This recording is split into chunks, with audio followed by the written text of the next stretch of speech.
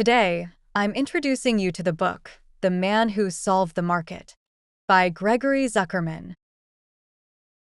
Do you know who the world's most profitable investor is today? If you think it's Buffett, Soros, or Dalio, you're wrong. His name is Jim Simons. After a legendary career as a mathematician and a stint breaking Soviet codes, Simons set out to conquer financial markets with a radical approach. From 1988 to 2018, the fund he managed had an annualized return of 66%, earning over $100 billion in trading and setting a record at the time. Why did a mathematician switch to finance? What enabled him to stand out in the financial market? These are the secrets this book aims to reveal. You might guess that Simons' success is related to mathematics. That's right. Simons used a method called quantitative investing, which differs from traditional investment methods. For instance, traditional investing typically requires people to reduce trading frequency and fees, but quantitative investing does the opposite. It relies on large-scale, high-frequency trading for profits. Why is that? Quantitative investing involves creating mathematical models and using computer programs to execute trades. As long as the algorithm has a profitability chance of over 51%, the outcome of a single trade isn't important. Instead, large-scale, high-frequency trading is required to achieve considerable profits. Consequently, compared to traditional investing, quantitative investing emphasizes standardization and systematization, avoiding psychological fluctuations and subjective biases. That's why it can outperform traditional investing.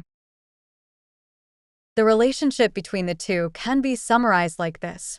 Traditional investing relies mainly on personal experience and subjective judgment for decision-making, depending on investors' research of listed companies.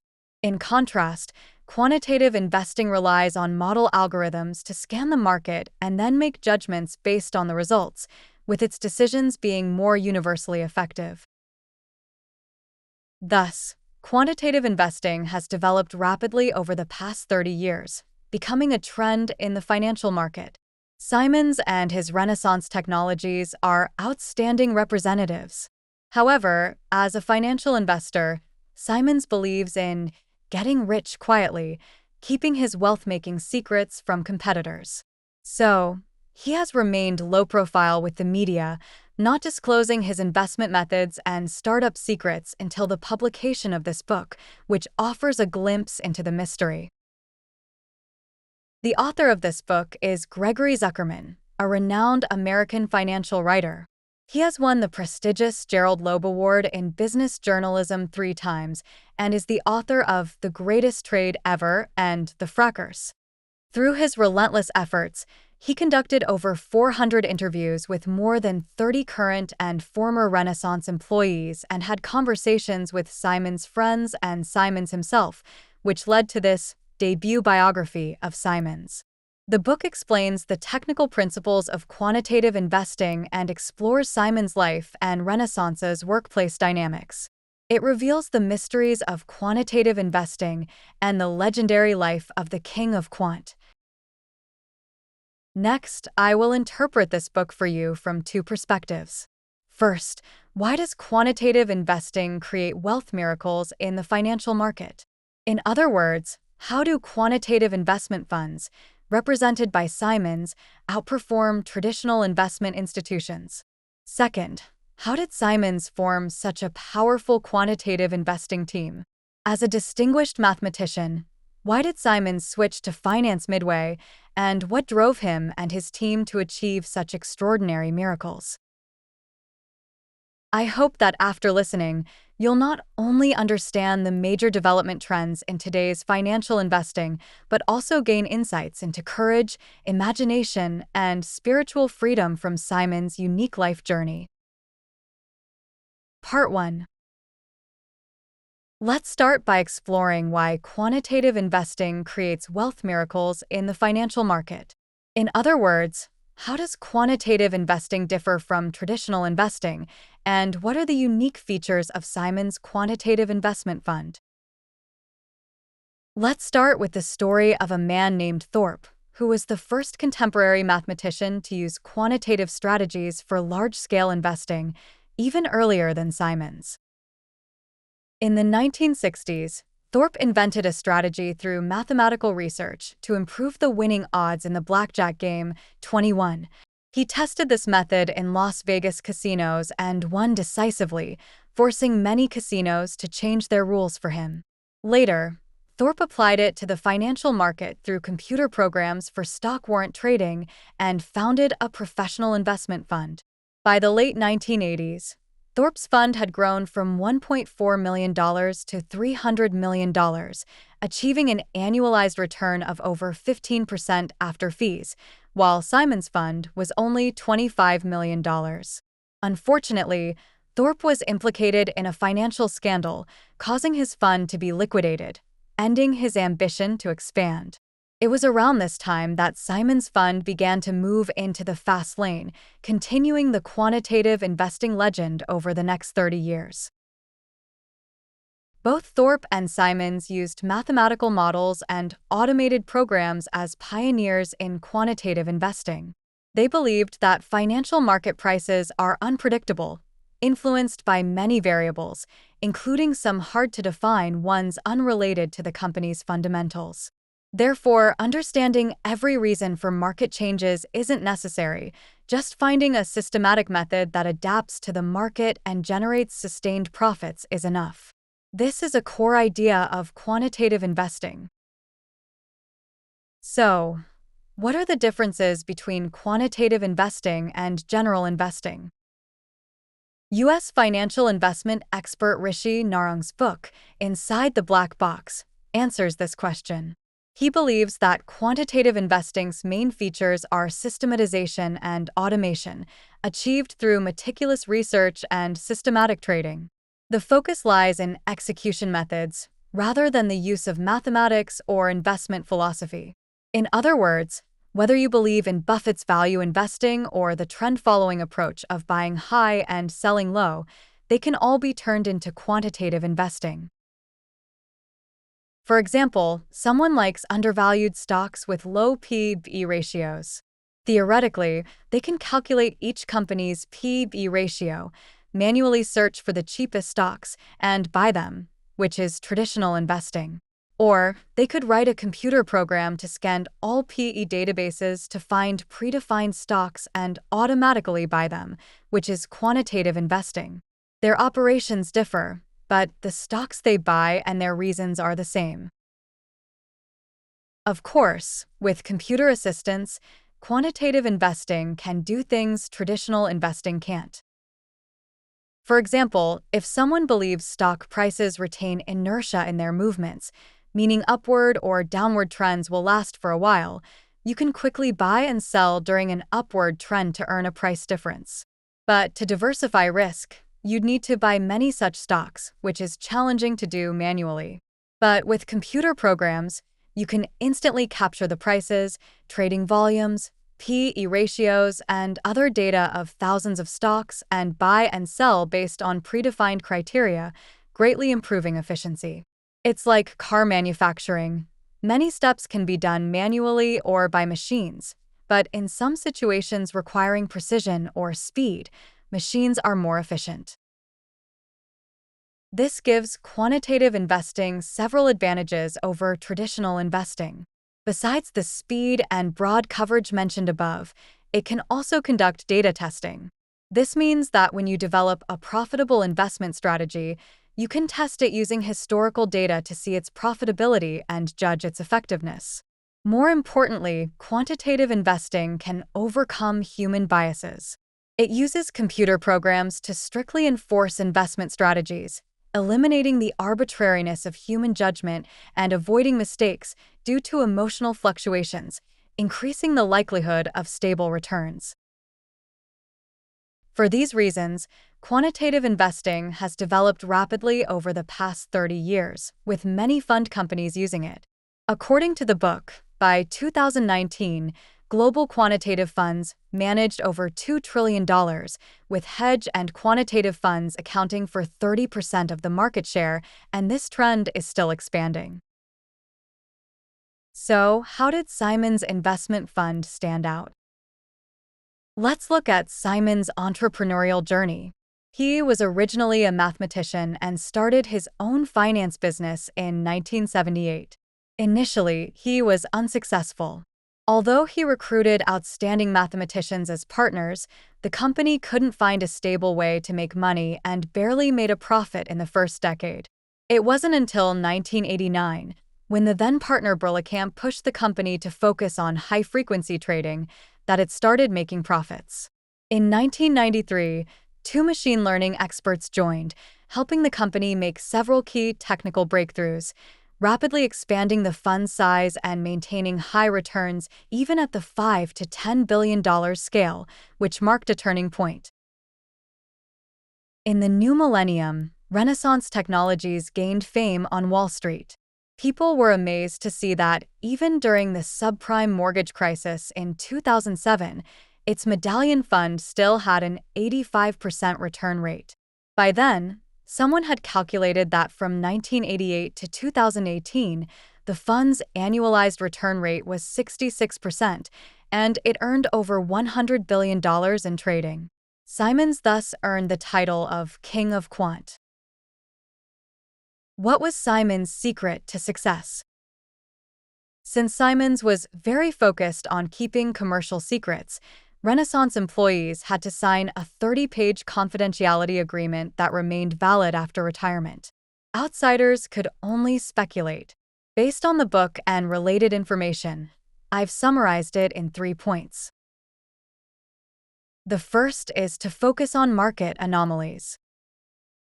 The book mentions that Renaissance monitors financial markets with computer programs, like astronomers using advanced equipment to observe space. Once an anomaly is detected, if it occurs frequently and is statistically significant, it can be used as a trading signal for data testing. If the test is successful, trading will be executed via computer programs.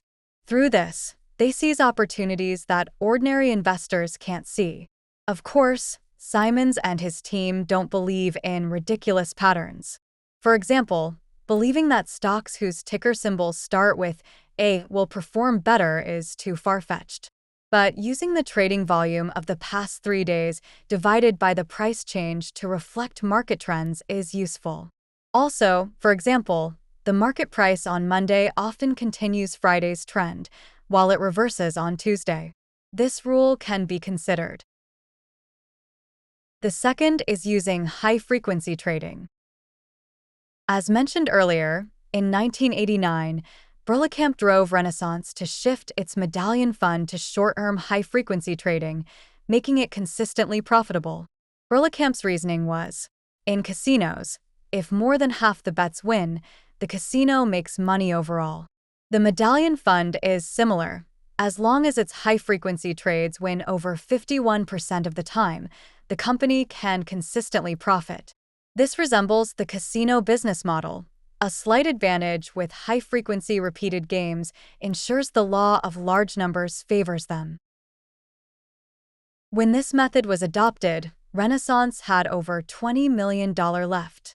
Their trading frequency significantly increased, with the average holding period of targets reduced from a week and a half to a day and a half. The effect was immediate. In 1990, their post-fee return rate was 55%. By 1993, the fund size reached $280 million, and in 1994, its return rate reached an astonishing 71%.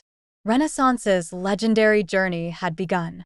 Later, the company could conduct 150,000 to 300,000 trades daily, becoming a magical money-making machine. The third is continuous self-evolution. As mentioned earlier, the addition of two machine learning experts in 1993 helped Renaissance achieve key technological breakthroughs, rapidly expanding its fund size. The author speculates that Simon's team used a mathematical tool called the hidden Markov model to predict stock prices. In mathematical theory, the Markov model refers to a series of events whose next probability is determined by the current state, while the hidden Markov model refers to a sequence of unknown events, a more complex double random process. Here, we don't need to delve into its academic meaning, only that it is highly similar to price changes in the financial market. So, how powerful is the hidden Markov model for investment? According to Chen Liu, an applied mathematics PhD from New York University and financial expert, the hidden Markov model differs from general quantitative models by adapting to the given historical data environment. Instead, it continually senses changes in the market environment, adjusting the structural parameters in the model to hedge against changes, thus becoming the highest echelon of quantitative models. Like in biological evolution, dinosaurs were once the top predators in the food chain, but went extinct because they couldn't adapt to a changing environment. Cockroaches, however, adapted and survived. This is the power of the hidden Markov model. After hearing this, you might say, Renaissance's investment methods are powerful, but how does it relate to ordinary people? If we're not in professional finance, quantitative investing technology has little relevance to us. But even so, we can still learn something from its strategies. For example, being highly sensitive to anomalies, quantitative investing's profit opportunities start by searching for anomalies. Another example is daring to break traditions. Simon's fund used high-frequency trading, which is avoided in traditional investing, to earn consistently high returns. The most important lesson is to keep up with the times, as the hidden Markov model demonstrates. The Medallion Fund constantly adjusted its trading methods to adapt to the changing market environment. This might be the most crucial reason for Simon's and his team's success. Part 2. But the next question is, why did Simons form such a strong quantitative investment team, and what drove him and his team to create miracles in the financial market?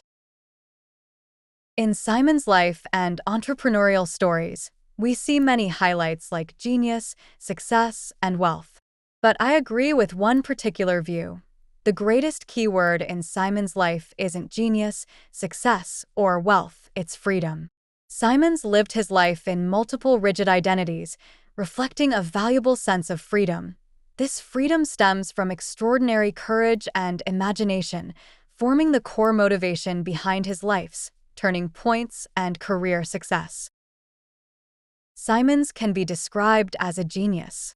Before entering finance, he was an outstanding mathematician who earned his PhD at 24, worked for the U.S. Department of Defense on code breaking, and at 30 was invited to chair the mathematics department at Stony Brook University. In 1976, at 38, Simons received the American Mathematical Society's Oswald Veblen Prize, representing the highest level of geometric research, for his joint work with Xing-Shen Chern on the Chern-Simons theory. This theory applies to many fields in physics, like condensed matter, string theory, and supergravity, including quantum computing research. This established Simons' mastery in mathematics and physics. No one expected that in 1978, Simons would leave academia to start his investment company. His friends and colleagues were shocked. They thought someone like Simons wouldn't enjoy making money since it would interfere with pursuing higher goals. Although they didn't say it aloud, they felt Simons was wasting his talent. The book records that Simons' father told one of Simons' colleagues at a family gathering, "I'd rather say I have a professor's son than a businessman's son." This shows how disappointed he was in Simons' choice. From this perspective, Simons' decision can be described as courageous.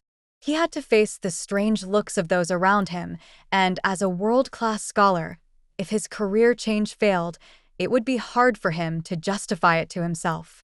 Simons' fund was also initially unsuccessful, going through many ups and downs. First, from 1979 to 1982, the company made $43 million, nearly doubling its funds. But soon after, a series of failures led to broken partnerships, leaving only over $20 million by 1989. Simons had to stop many investments, falling into significant distress. His colleagues guessed he might shut the company down. But surprisingly, Simons persisted and eventually saw a brighter day. What supported Simons' entrepreneurial journey and brought about a turning point? Of course, there was a desire for wealth. According to this book, Simons was eager for money. He liked to buy nice things, though he didn't pursue a luxurious lifestyle. Simons understood that wealth brings independence and influence. His friends felt Simons wanted to change the world by making money. But more importantly, Simons had the curiosity and imagination of a mathematician toward the financial market. Long before starting his business, he published a paper called A Probability Model for Predicting the Behavior of the Stock Market, suggesting there could be a 50% annualized return trading method. He always believed prices followed a pattern, and Simons hoped to identify this pattern in the financial market by creating mathematical models. In a way, Simons saw making money in the financial market as a math problem to solve. Therefore, despite Renaissance's bumpy development and expanding investment scope from foreign exchange, gold, and futures to stocks, most of the key people Simons recruited were from the mathematics field.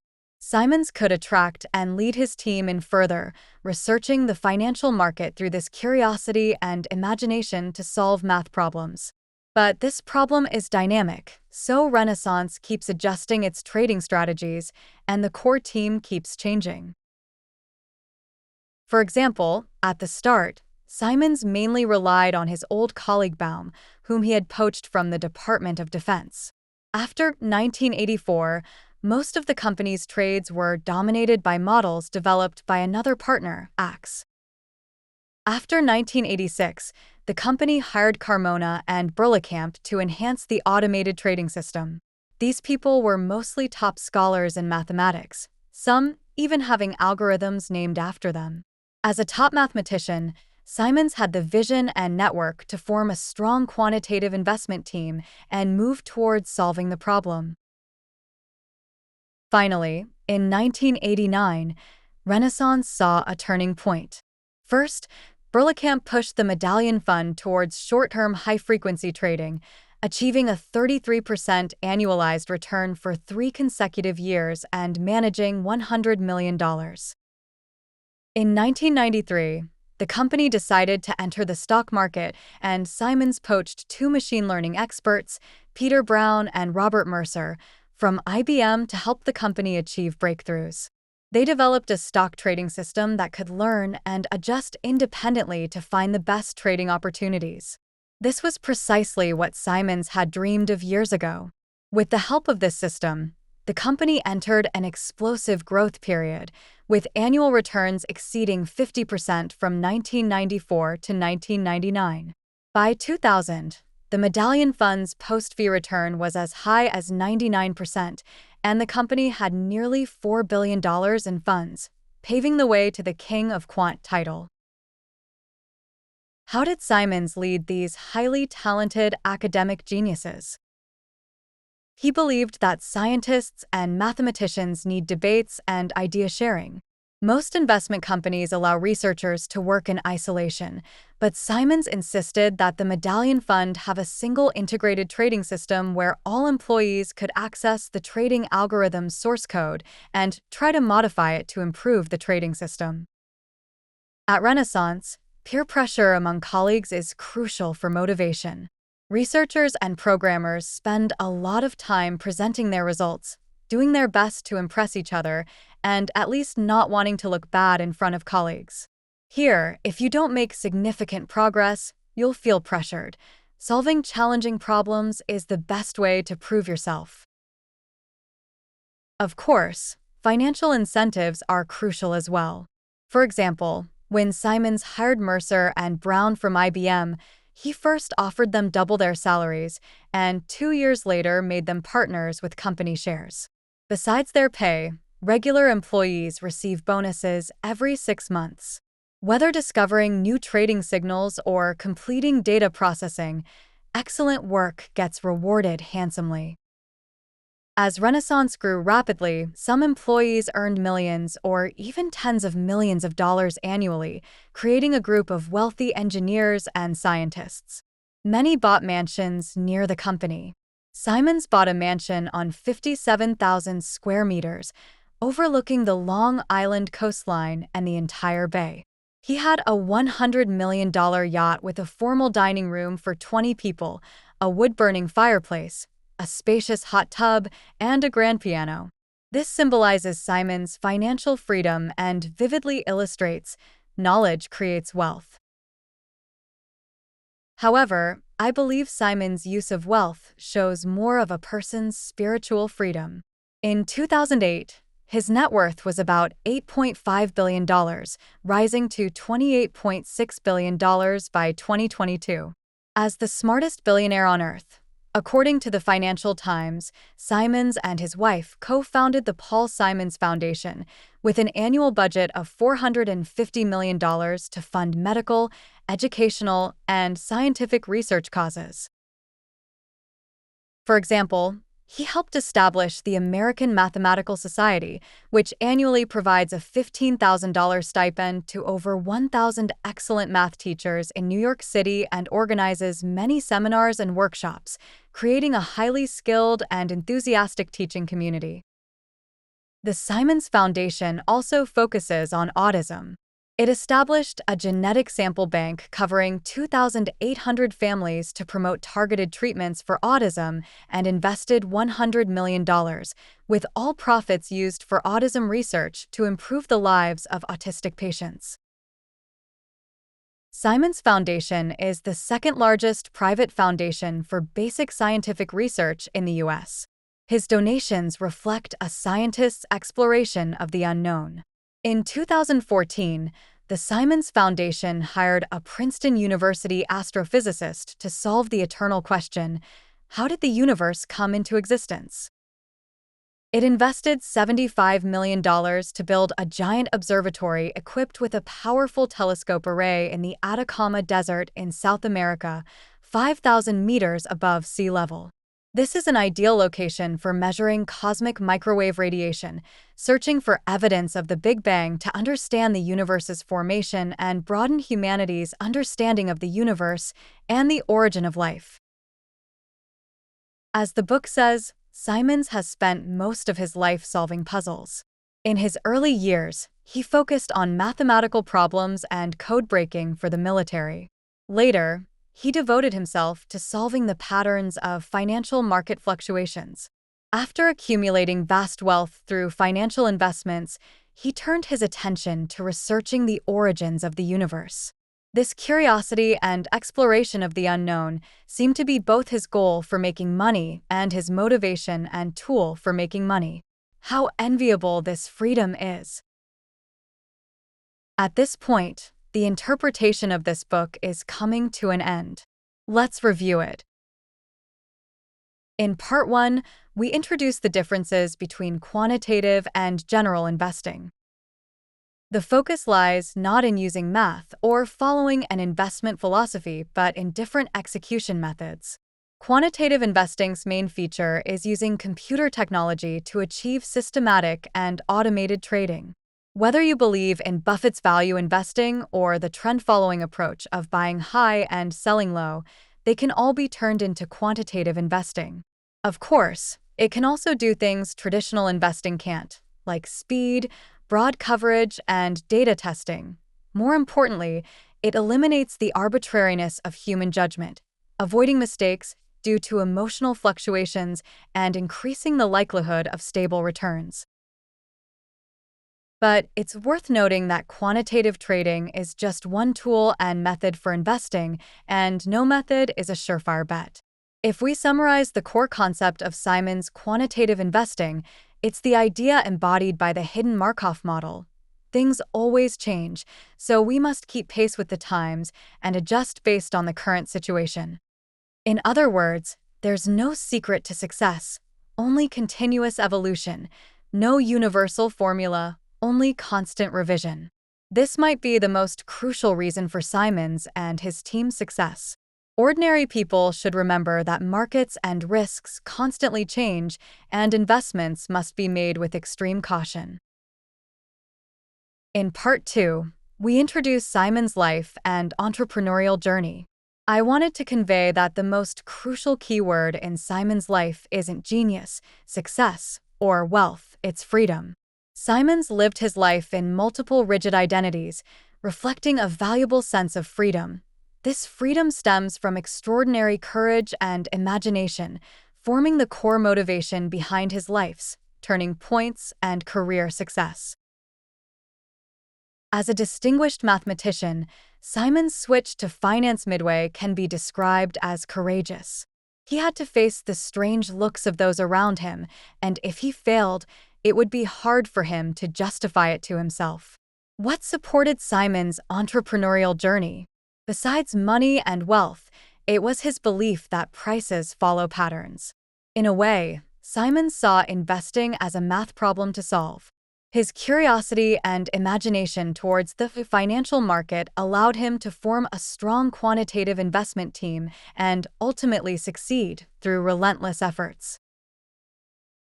It's worth noting that although Simons had mathematical talent, he studied theoretical rather than applied mathematics, giving him no significant advantage in investing.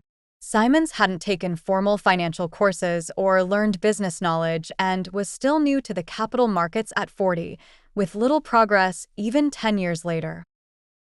But in the end, he led a group of scientists who were also investment novices to explore the underlying logic of things, not blindly following existing investment methods, using their expertise and relentless efforts to create a new miracle. In this story, persistence, independent thinking, and practicality are the qualities we should remember the most. All right, that concludes this book's interpretation. You can click on the description below the video to get the link to the full book, and you can also click on the share button to share it with your friends. Congratulations, you've finished another book.